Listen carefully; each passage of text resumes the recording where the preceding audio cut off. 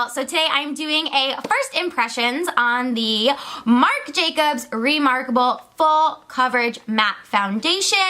I was in the market for a new full coverage foundation, heard some really great things about this one and wanted to give it a try. So if you want to see me applying this foundation and then hear my first impression thoughts on it, then just keep watching. Okay, so on my face already I have Benefits Professional, and on top of that I have this NYX CC cream in the color purple. So I'm going to approach this in two different ways. I'm going to use my beauty blender and my brush. So I think I might do one side of my face with the beauty blender, one side of my face with this Real Techniques brush. This is the Expert Face Brush.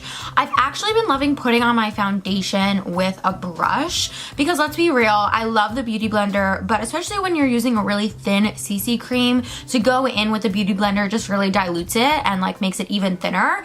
And I don't know, I find the brush to be so much quicker and I just like does my face so much faster.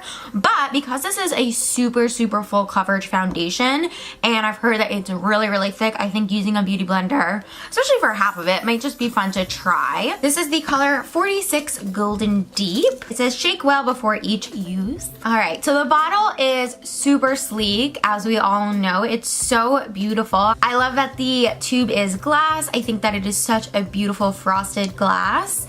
And now, okay, so the interesting thing about this foundation is here's the lid, comes off. It's not a pump. Just gonna give this a little twist.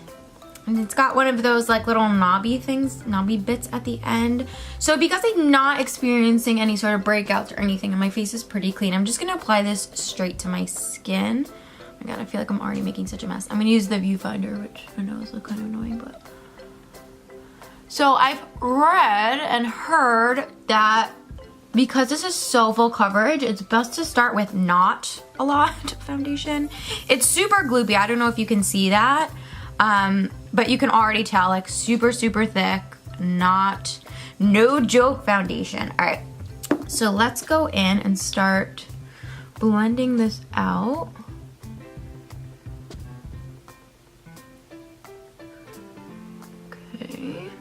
So already you can see the coverage there is pretty thick. Huh.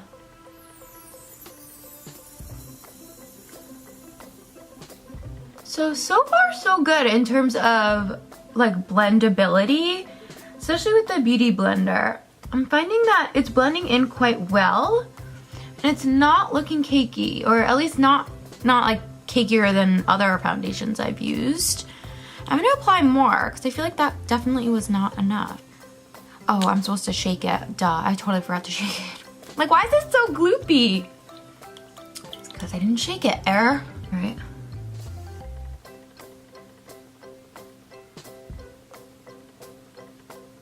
So definitely a thick consistency, but I'm actually obsessed with the coverage.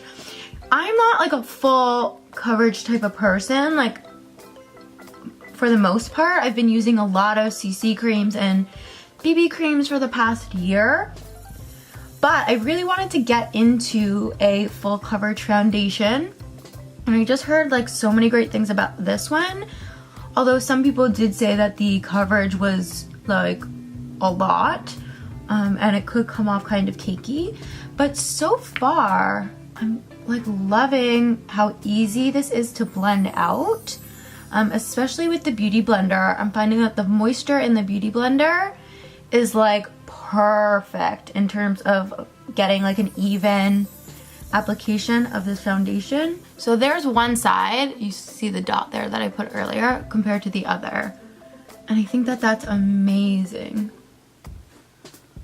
Yeah, I really love that. Amazing. Okay, so let's do the other side, and I'm gonna do the other side with this Real Techniques brush and see how this works. Just see what I mean about like using a brush and how quick it is. Especially like on a daily. And a little bit with the brush goes a long way. Now the only thing I would say is, I don't know if you can see, but there's definitely streaks with the brush, which I was kind of prepared for, especially when you're using a full coverage foundation that has like a built-in concealer in it. It makes sense that when you're using a brush, you get more of those streaky lines, which is why like using a beauty blender is probably a better choice when using a like super full coverage foundation. That being said, if you've got the time to kind of work it into your skin, it's fine, like absolutely fine. But for the purposes, yeah, I think when push comes to shove, I would definitely use a beauty blender in applying this foundation. Just again, because it's so full coverage, but the brush works. Okay, yeah. That's my foundation done, and I feel like super full coverage, but not cakey in the least. At least like in these first few seconds that I've applied it.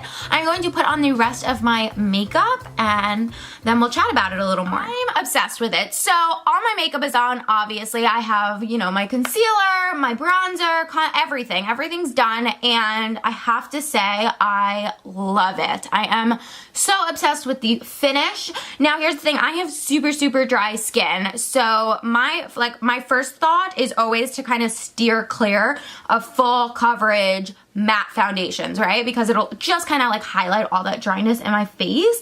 But I have been really good lately with like using as many hydrating products on my face as possible and drinking a lot of water, of course. And I am loving the finish. Oh my goodness, I think it's so pretty.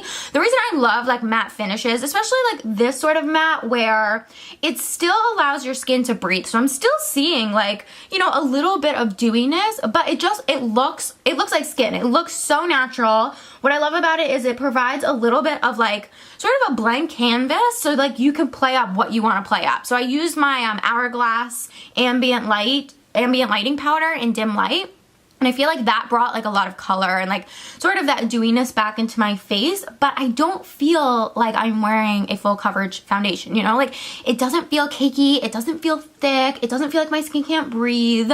It did not oxidize, which is like amazing, because some other full, like the Makeup Forever HD foundation, which I've loved, it oxidizes so badly that like you put it on and then you look back and you're like 2 shades darker. Like it's insane. This one has not oxidized, which I love. The color is so true to the color in here. And yeah, I'm like really loving it, guys. Sorry, I'm just looking in my mirror. Yeah, like I can see a little bit of the hyperpigmentation I have on my cheeks, but I don't feel like I caked on the foundation as much as I could have. You know, like I could have like really went for it.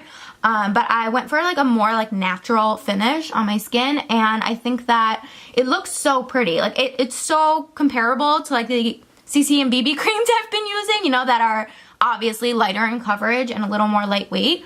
Again, it feels really comfortable on my skin. I'm so impressed. I'm so happy and like relieved that this is such a great foundation. I would totally recommend it, and yeah, super pleased with that. So guys, that's my first impressions on the Remarkable Marc Jacobs Full Coverage Matte Foundation. If you use this foundation, let me know in the comments down below. Let me know how you got along with it, if you have any tips or tricks. Don't forget to subscribe to my channel. Down below, it's that little red button. It's free, which is amazing. And if you want to get notifications for when I upload new videos, then hit that little bell that's right next to the subscribe button.